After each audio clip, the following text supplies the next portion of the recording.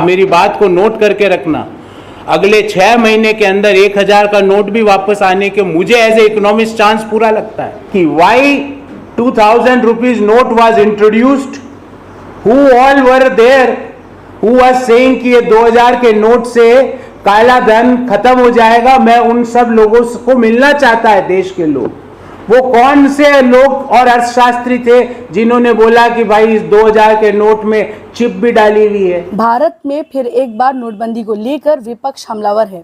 इस बार फिर एक बार कांग्रेस प्रवक्ता गौरव वल्लभ ने मोदी सरकार पर तंज कसते हुए भविष्यवाणी कर दी है। उन्होंने कहा कि मुझसे लिख कर ले लो कि आने वाले 6 महीने में 1000 का नोट वापस आएगा।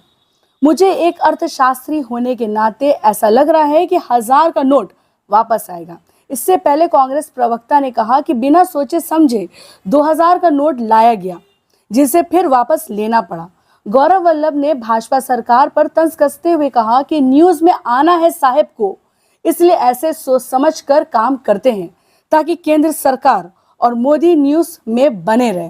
आइए सुनते हैं। भारतीय मुद्रा कोई मजाक का विषय नहीं है।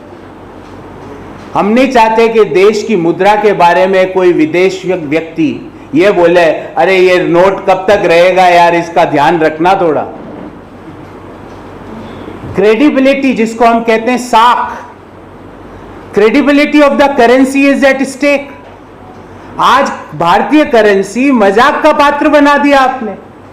कब आप कौन से नोट के कब कौन सी घोषणा कर दो, जब क्रेडिबिलिटी की साख पे, मुद्रा की साख पे प्रश्न चिन्ह आ जाता है तो एक्सचेंज वैल्यू जो मुद्रा की है, एक्सेप्टेबिलिटी जो मुद्रा की है, वो कमजोर पड़ जाती है। और इन सारे मुद्दों से ब्लैक मनी कीपर्स को कोई फर्क नहीं पड़ा।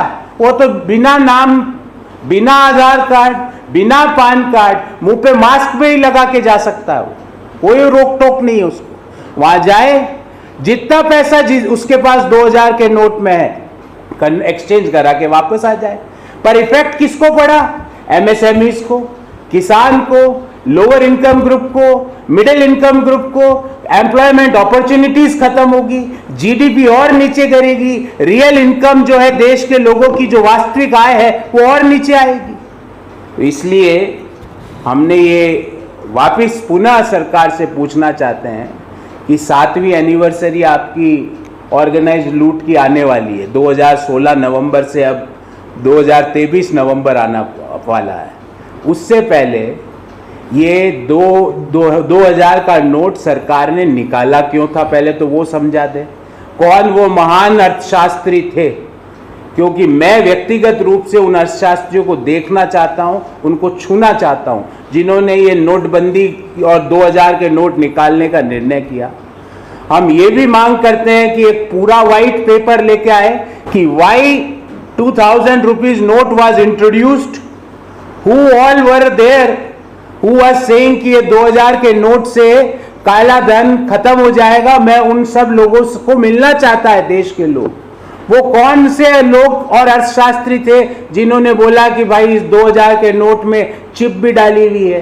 देखिए, सोच विचार के काम करना पड़ता है ना, बिना सोचे करते हैं तो 2000 का नोट लाए ना बिना सोचे समझे, फिर वापस लेना पड़ा ना। ये बिना सोचे समझे ऐसे नहीं करते ना कि आज रात 12 बजे से ये कर देंगे, सोचा ही नहीं, समझा ही नहीं, सोच समझ के ही बात करनी पड़ती है ना।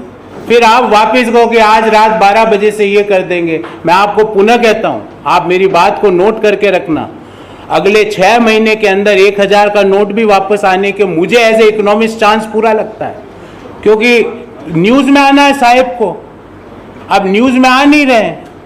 न्यूज में आते हैं तो नीचे लिखा हुआ आता है 40% कमीशन सरकार। तो इसलिए ये इस तरह के सोच समझ के काम करने पड़ते हैं, वरना जिस तरह के निर्णय केंद्र सरकार, मोदी सरकार ले रही है वो आपने देखा। बंगाल हेल्पिंग हैंड ट्रस्ट एक सामाजिक संस्था है और इसके फाउंडर शेख जुल्फिकार अली हमेशा लोगों के भलाई के लिए जमीनी स्तर से जुड़े हुए काम करते हैं। ये संस्था लोगों के जरूरतों को पूरा करने के लिए हर वक्त तैयार रहता है।